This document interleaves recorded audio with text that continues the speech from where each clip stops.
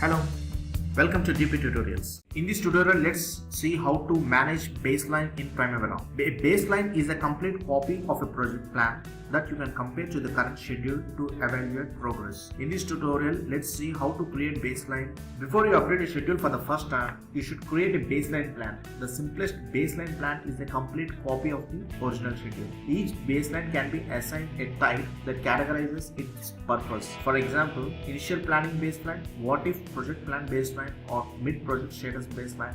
Baseline types are defined by the administrator in the admin categories dialog box.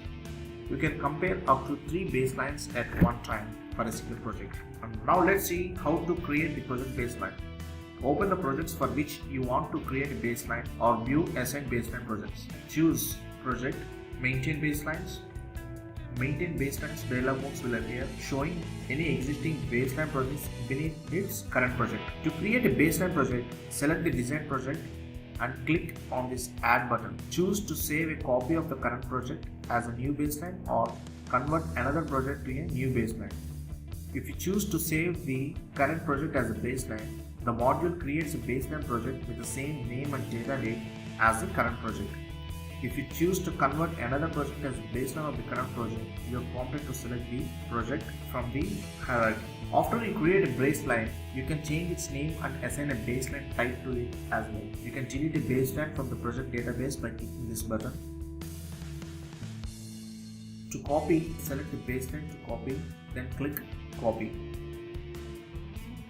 As the project progresses and changes occur, sometimes you may want to modify a baseline project.